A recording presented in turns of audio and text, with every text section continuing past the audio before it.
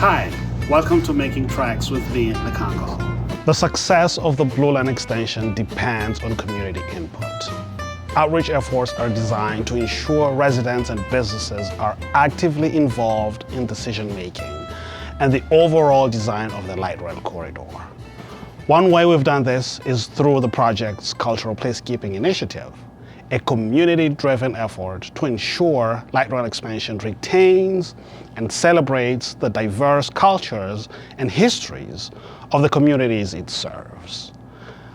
Our approach aims to strengthen community identity by involving residents in the co-creation of visual and architectural elements near future stations. To tell us more about this process, I've asked Annabeth Gunderson to explain more about the cultural placekeeping process. Tell us a little bit about yourself, Annabeth. Oh yeah, so I'm from Washington State originally, moved out here in 2021 to pursue my master's degree in architecture at the University of Minnesota. And I joined Metro Transit about a year ago as a project coordinator, and on the Blue Line extension, I am the station and facilities design lead. And I understand you're working on cultural placekeeping.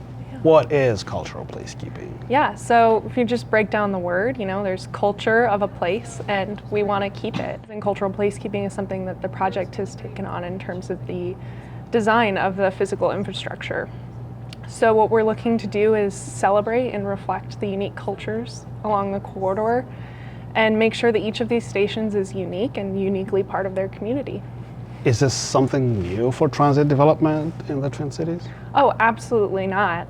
If you look at Green Line Central Corridor, each of the stations has unique design elements, and there's some really great examples of cultural placekeeping on the Green Line Central Corridor. Some that come to mind for me are the Dale Street Station in St. Paul. They have these wonderful cultural panels that reflect the diverse immigrant communities that are part of St. Paul. And it's kind of similar to some of the elements that we're looking forward to on the Blue Line extension. So Annabeth, can you talk a little bit about the cultural placekeeping process? So I think it was late 2024, there was a public survey put out and basically invited anyone from the community that wanted to join our working group.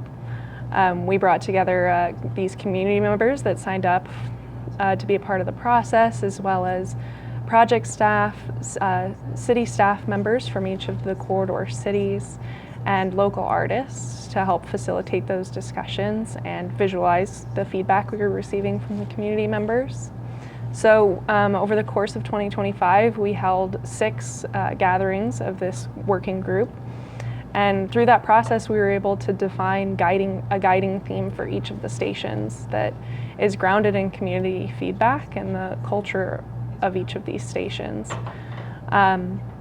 So from that, we have a final report that'll be coming out in the near future that'll really go into more depth into what this process was, the background with the anti-displacement work, and the outcomes and next steps. The next steps for the design team will be taking those guiding themes kind of as a North Star to the design theme to begin developing how the design can advance on the actual platform elements. We have some consistent opportunities at each station. Those include things like banners on light poles, decorative panels on railings. Let's see, there's a very large station marker, which is similar to what will be seen on the Green Line extension platforms as those are opening up later. Oh, and vinyl cabinet wraps as well. There are utility things on these platforms that we can elevate with some cultural design as well. So what's the next step after that? Yes, so the next step is for our design team to begin developing draft designs for these consistent opportunities at each of the stations.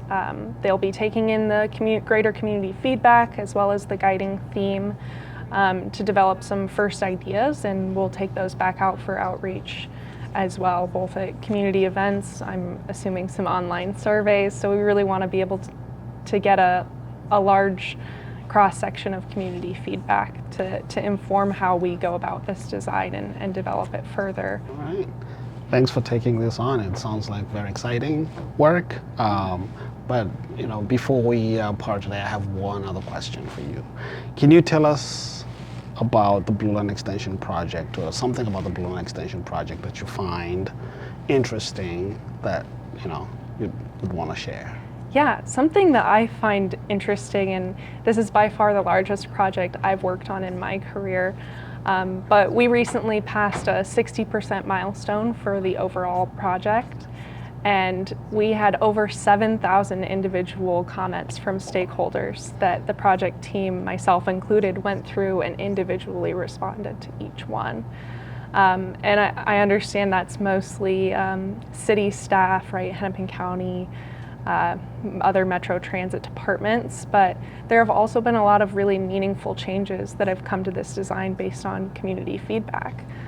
One that comes to mind for me is the redesign of the Lowry Avenue station to create a more safe environment and to eliminate crossings with light rail and the Theodore Wirth Parkway system. So it's just really exciting to see that the project team cares about all the feedback we get from various stakeholders, including community members, and make meaningful changes based on them. Thank you, Annabeth, for your time. Great, it was wonderful being with you as well, Nkongo. Thank you for joining me for this episode of Making Tracks. For more information about the Blue Line Extension project, please visit our website. If you have any questions, please contact your local outreach coordinator. Thank you.